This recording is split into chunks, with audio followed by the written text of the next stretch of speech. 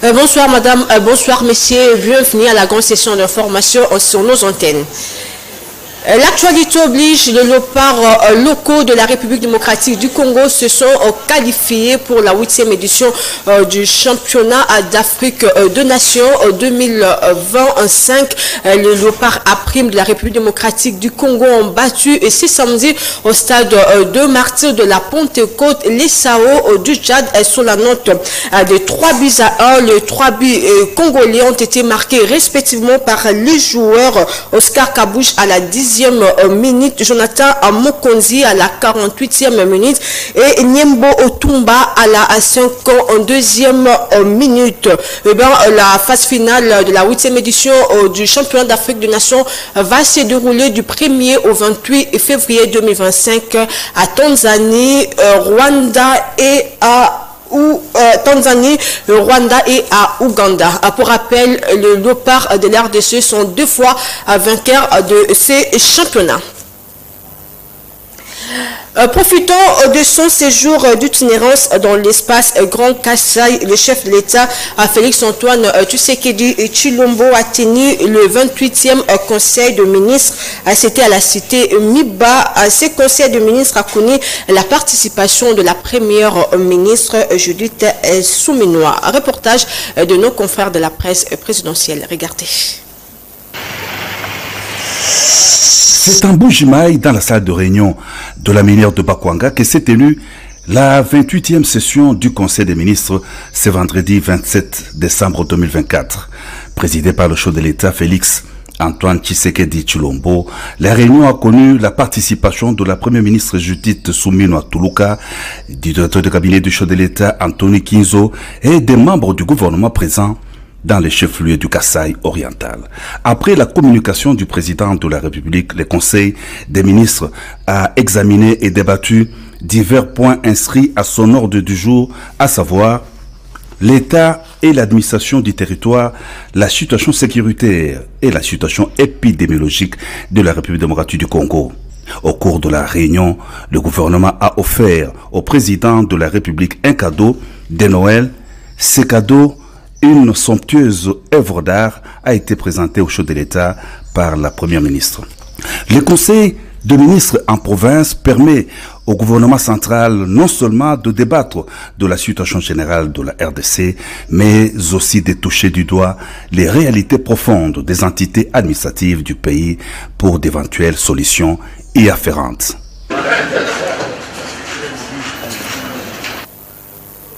Restons toujours à Mbuji-Mayi, chef-lieu de la province du Kassai oriental, pour vous informer, et cette fois-ci que le chef de l'État, Félix-Antoine Tshisekedi Tshilombo, a participé à une messe d'action de grâce marquant le 70e anniversaire du Monseigneur Emmanuel Bernard à Kassanda. Une fois de plus, on retrouve nos confrères de la presse présidentielle.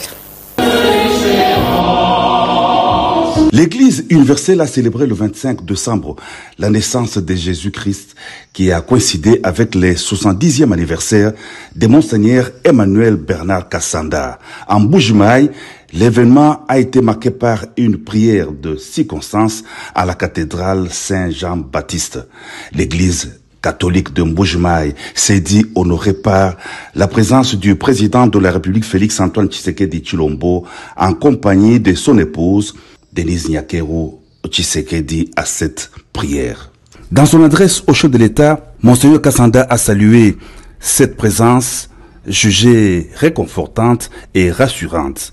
Il a par ailleurs loué les efforts que mène le président Félix Tshisekedi en tant que garant de la nation pour mettre fin à la guerre d'agression dans l'est du territoire national et pour que la République démocratique du Congo retrouve sa place et soit respectée dans les concerts des nations.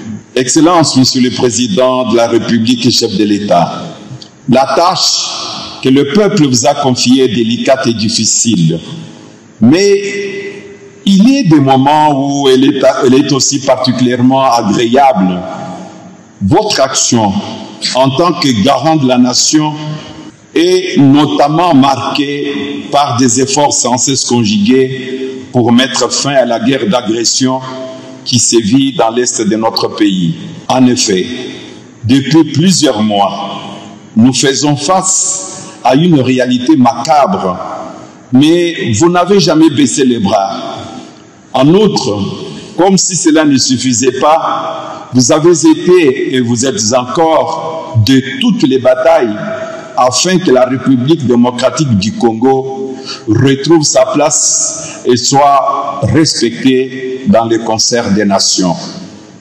C'est une adresse de l'évêque de Mbuji-Mayi qui a été appréciée à sa juste valeur par le président de la République. Merci beaucoup, Monseigneur, merci. Vous êtes vraiment un être merveilleux. J'ai vraiment la chance de vous avoir dans ma vie. Je vous remercie de tout cœur. Je remercie l'abbé Blaise Kanda. Je remercie tous les autres abbés qui sont là. Mes frères et sœurs de la chorale, merci pour tout. Et que Dieu vous bénisse vraiment amplement, abondamment. L'Église catholique de Mbuji-Mayi a rassuré le chef de l'État que le peuple congolais est derrière lui dans son combat de bâtir un Congo nouveau. En mission officielle à Mbuji-Mayi, la ministre d'État à charge de l'environnement et du développement durable, Eve Bazaïba, a échangé avec les agents de la coordination provinciale de l'environnement abordant leurs doléances socio-professionnelles. Elle a également annoncé des initiatives majeures pour préservation de la biodiversité et de développement durable au Grand Oriental. Pré-Chambouy. Poursuivant son séjour à Mbuji-Mayi, chef-lieu du Kasaï oriental, dans le cadre de sa mission officielle, la ministre d'État, Eve Bazaïba, a visité la coordination provinciale de l'environnement située dans la commune de Bipemba. Reçue chaleureusement par les coordonnateurs provinciaux et l'ensemble du personnel avec qui la ministre a tenu une réunion mixte, agents de la coordination et ceux de l'agence congolaise de l'environnement ACE. Au cours de cette rencontre, plusieurs problèmes d'ordre socio-professionnel ont été soumis à l'autorité des tutelles. Parmi les doléances majeures, le manque de moyens de transport obligeant certains agents à parcourir plus de 20 km pour rejoindre leur lieu de travail, le manque d'électricité, les non-paiements de primes ainsi que le problème des nouvelles unités ont été soulevés avec insistance. La réaction de son excellence était vraiment favorable à notre endroit, puisque dernièrement, nous en avons parlé avec le CG. Le CG lui-même avait dit qu'il allait voir l'excellence pour, ensemble, ils peuvent trouver une solution à nos problèmes que nous avons ici. Je pense qu'avec l'excellence, tout ira bien.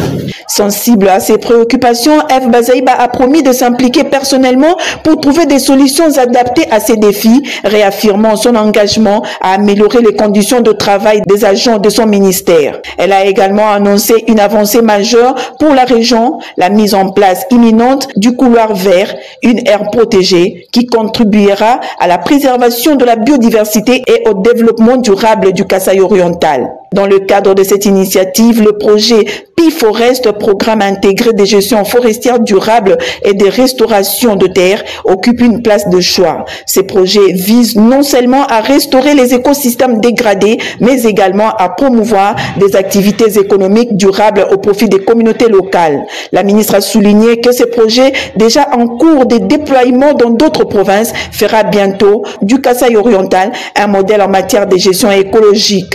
Il faut noter que cette visite de la ministre Eve Bazaïba illustre la détermination du gouvernement congolais à conjuguer l'action environnementale et l'amélioration des conditions de travail des agents, un pari gagnant pour le développement durable. Et dans le reste de l'actualité, sachez que le président de la République, Félix-Antoine Tshisekedi Tshilombo, a inauguré ce samedi l'hôpital général de référence de la Mouya à Mbuji-Mayi, dans la province du Kasaï oriental. Cette cérémonie s'inscrit dans le cadre de sa tournée au Grand Kasaï visant à renforcer les infrastructures sanitaires de la région.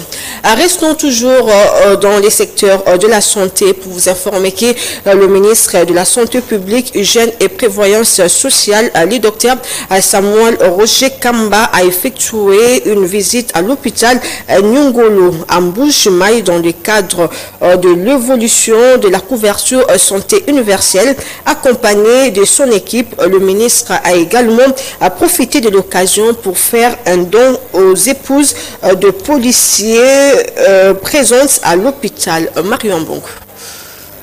Au cours de sa visite, le ministre a constaté le manque de lits dans cet établissement en réponse à cette situation. Il a immédiatement remis 15 nouveaux lits dès le lendemain.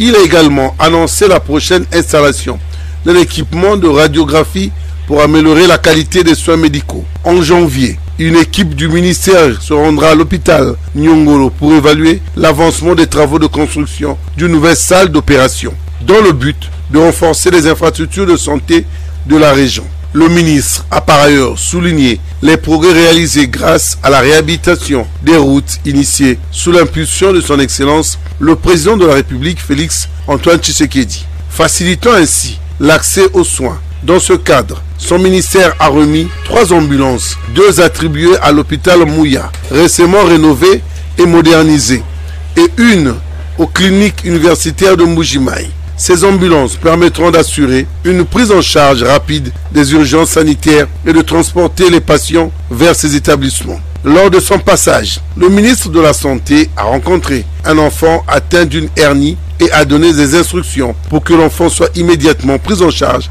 à l'hôpital de Mouya, où il a effectivement été soigné. Le docteur Samuel Roger Kamba a réaffirmé l'engagement du gouvernement à améliorer l'accès aux soins de santé pour tous et a promis que des efforts continus seront déployés pour renforcer les infrastructures médicales à travers tout le pays.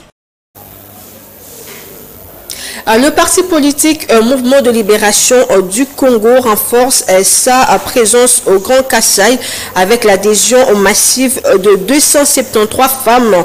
Un événement symbolique marqué par la présence de la ministre d'État Eve Bazaïba lors de son séjour à Mbujimayi. En séjour à Mbujimayi, chef-lieu de la province du Kasaï oriental, dans le cadre de l'itinérance du chef de l'État, la ministre d'État, ministre de l'Environnement et Développement durable, a participé à une cérémonie marquant l'adhésion de plus de 273 femmes au sein du Mouvement de Libération du Congo, MLC. Cet événement s'est déroulé au quartier général du parti dans la commune de Dibinji, sur l'avenue Ngalulampandandjila, sous le leadership provincial du président fédéral Pascal Gauthier Lukusa Mukendi. À cette occasion, Eve Bazaïba a officiellement remis les insignes du parti, notamment le carte de membre, écharpe et les affiches d'adhésion à Jeune Rose Mwadi et à son époux, symbolisant leur accueil ainsi que celui de 273 nouvelles adhérentes dans la formation politique chère à Jean-Pierre Bemba. Jeune Rose Mwadi, visiblement émue, s'est réjouie de son adhésion. Elle a expliqué que sa décision était motivée par le travail remarquable réalisé par le MLC sur terrain au Kasaï oriental. Elle n'a pas manqué de remercier chaleureusement Maman Eve Bazaïba pour son accueil empreint de considération.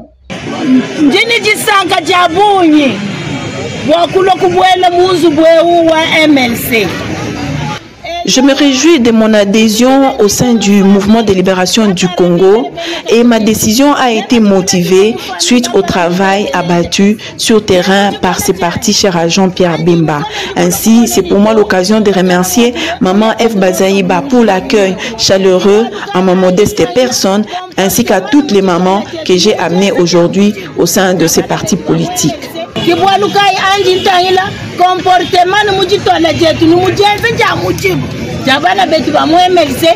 ça qui m'a motivé. Il faut signaler que cette cérémonie témoigne de l'attractivité croissante du MLC dans cette région stratégique, renforçant ainsi son ancrage politique et son engagement auprès de femmes et de toute la population du Kasaï oriental.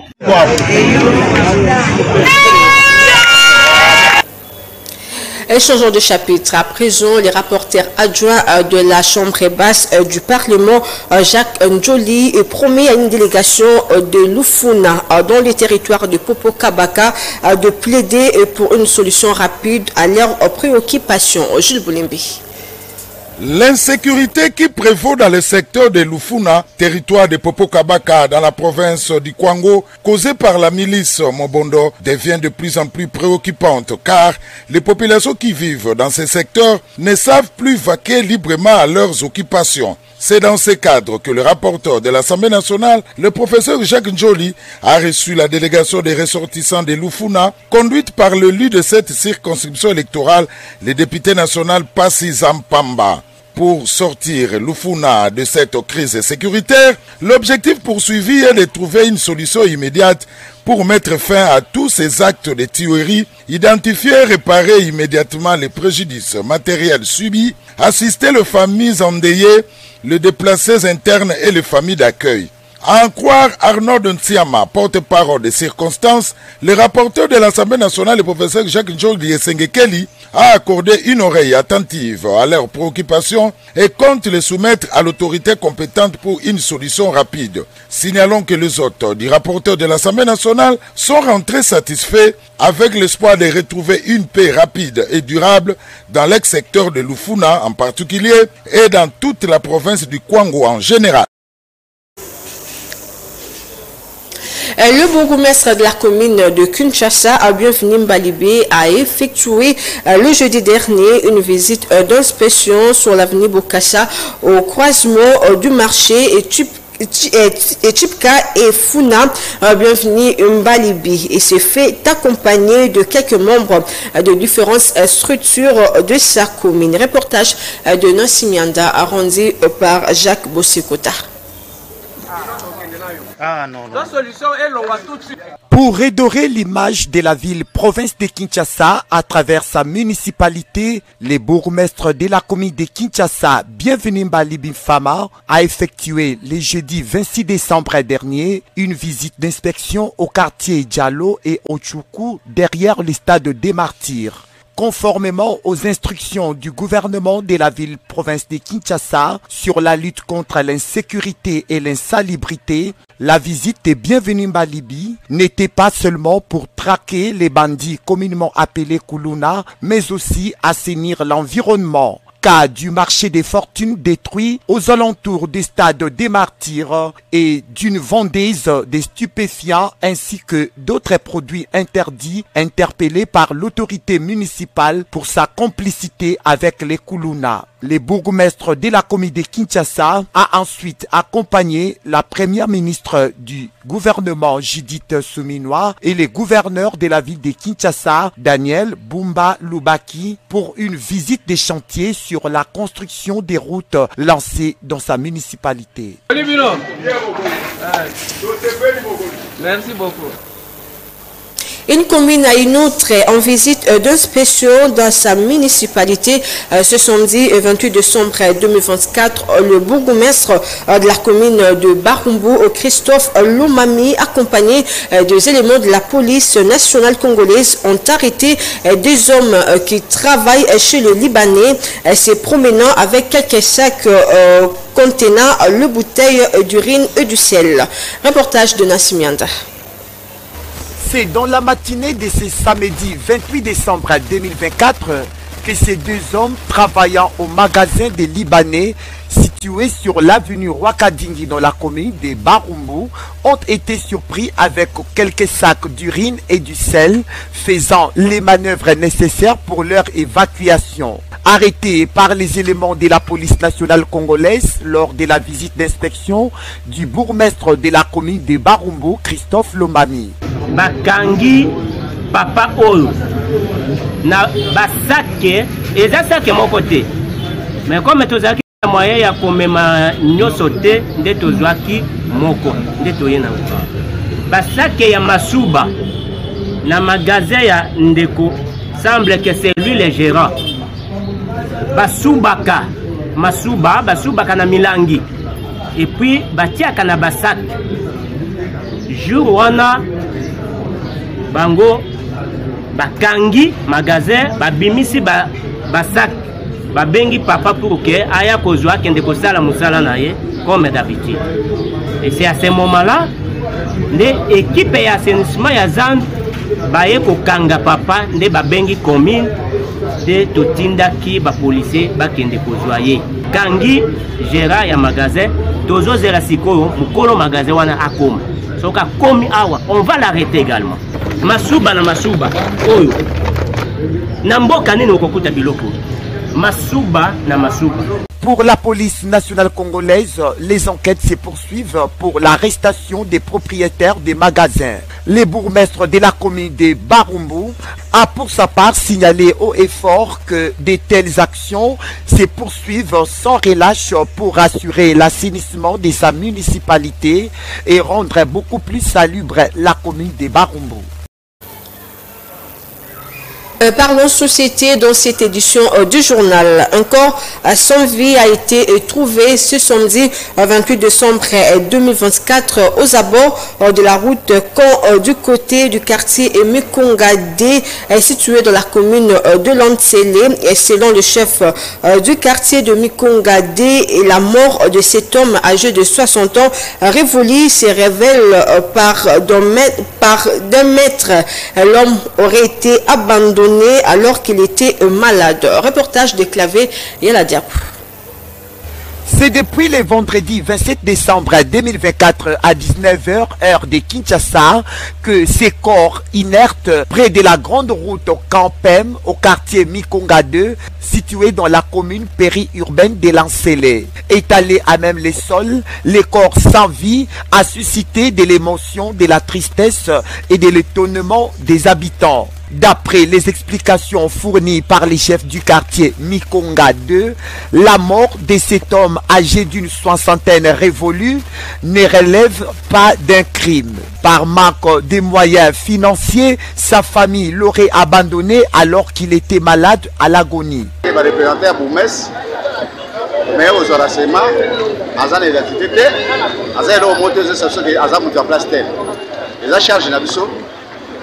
yango tobengi bakozi ya commune donc eza danger public na kati ya population toyebi malade abeli yango te tozozela bato ya commune batinda évacuation po to évacue tobima ye na mort kotala mpenza eza aza na trace te azalaki malade epuis okotala mpe ndenge azali amonaki ya bandenge obela mama sécurité po ezala makasi kaka nakoloba bongo bato tuna bakaya ebele semaine passée na otokunda moko wana aza demage na ye awa batutaki ye na moto akotuka telebe ezalaki na butu moyen ya koyeba moto atutaki ye eza te loko eza na judiction na ngai nazoblige ya kosécurize mpe komema na place esenge komema.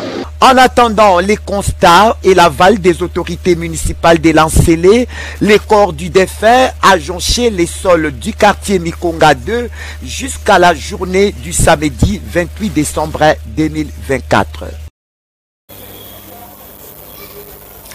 Le journaliste engagé Peter Tiani et directeur général de la chaîne de télévision Perfect a effectué une visite de réconfort le 25 décembre dernier aux familles de Chéribé Okende, Mike Mukebai, Russi Mukenzi et celle de Thérèse Kapangala à l'occasion de fêtes de fin d'année. Regardez. À l'occasion des fêtes de nativité et de nouvel an, le journaliste et directeur général de la chaîne de télévision Perfect, Peter Tiani, a visité le mercredi 25 décembre dernier la famille de Chéribin Okende, acteur politique congolais, l'un des proches de Moïse Katumbi, assassiné dans des conditions non encore élucidées dans sa gibecière. Peter Tiani, faisant preuve de sa générosité légendaire, a apporté à la famille du défunt le vivre et autres assistances de divers genres. Donner cette occasion de nous revoir. Et deuxièmement, je vous remercie pour cette bonne foi de venir nous rendre visite. Bien qu'il y a beaucoup de personnes qui ont peut-être oublié, qu'il y avait un chérubin et tout. Mais vous avez quand même eu cette idée de passer, ne fût-ce que pour quelques minutes, pour partager ces moments avec nous. En tout cas, nous sommes très heureuses et au nom de toute la famille, au nom de tous les enfants de Chéribin, nous vous remercions et que le Seigneur voit ces gestes agréables et ces gestes qui a embelli la journée, ces gestes qui nous a rendus heureuses et je vous dis merci. Dans sa mission d'itinérance, Peter Tiani a visité également la famille de Mike Mukebai, actuellement en détention au centre pénitentiaire de Kinshasa. La famille de Rossi Mukendi et celle de Thérèse Kapangala, décédée en 2018, et de Benjamin Mwijilai, considérés comme combattants de la liberté. Toutes ont bénéficié de la générosité de Peter Tiani en recevant de ses mains le vivre et quelques autres biens de diverses natures. L'impraticabilité de la route principale du quartier 1 de la commune de Ndjili préoccupe au plus haut point le passager. Nous citons le conducteur des engins roulants et le piéton. Ces derniers, face à cette situation déplorable, lancent de nouveau leur cri de détresse aux autorités provinciales pour une solution adaptée. Reportage de Jemima à Massamba. La principale route du quartier 1 dans la commune d'Ndjili, à quelques mètres du boulevard Lumumba, se trouve depuis près de 12 mois dans un état de délabrement avancé. L'impraticabilité totale de cette voirie est consécutive à l'arrêt inopiné des travaux de sa réhabilitation par l'hôtel de ville de Kinshasa relative à l'opération Kinezobonga lancée depuis les débuts de cette année par les autorités urbaines. Victime aux embouteillages réguliers et aux tracasseries des travaux qui s'avèrent utiles, la population environnante et les conducteurs des engins roulants, premiers usagers de cette voirie, montent du nouveau au créneau, exprimant sans réserve leur triste émotion et formulent à cet effet leurs souhaits les plus ardents.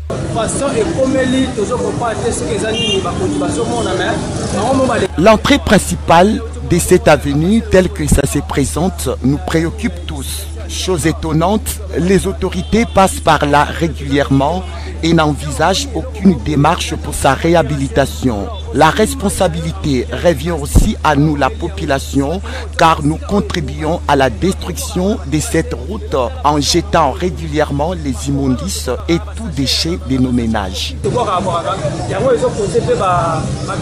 il doit faire le plus vite que possible. On a vraiment du mal à passer avec le véhicule.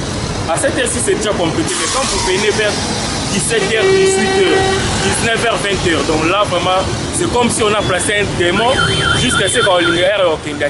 La réhabilitation totale de la route principale du quartier 1 dans la commune d'Ndjili constitue une garantie contre l'insécurité de la population et sera un symbole de fierté pour cette population en désarroi.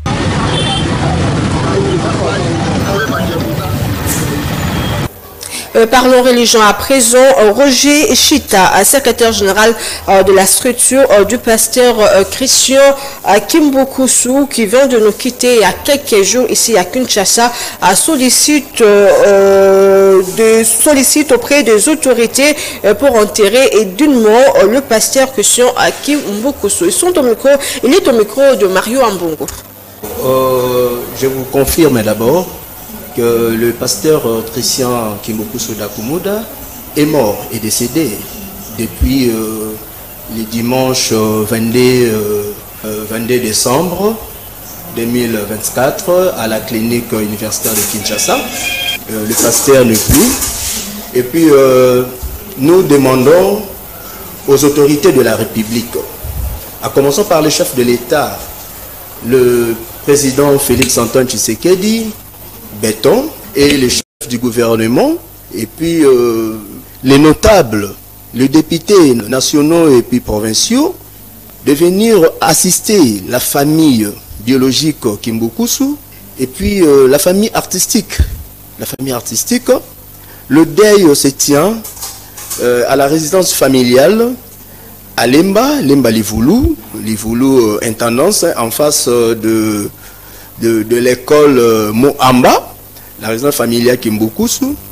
Nous allons organiser la veillée ensemble avec les gouvernements. Nous demandons aussi à Madame la ministre de la Culture et des Arts, nous souhaitons vous rencontrer, enfin de vous exposer les difficultés que nous avons pour enterrer, organiser les obsèques dignes du pasteur Christian d'Akumuda. Et puis nous demandons à la population congolaise les Quinois en particulier, de venir, de plairer le pasteur Christian qui a défendu l'honneur de la culture congolaise et puis de la commune de... C'est par cette note que nous bouclons complètement cette édition du journal. À tous et à toutes, merci pour votre attention soutenue. Merci également à l'équipe technique et rédactionnelle de Kanakin Télévision, composée de Koupar Bola, Freddy Intakidi, Suleiman Boyo, Tony Binda, Ashomi Kassiama, sous la supervision de Gilles Boulimbe. Quant à moi, je vous retrouve la semaine prochaine, mais entre-temps, bon suite de programme et meilleure vie à chacun. Au revoir.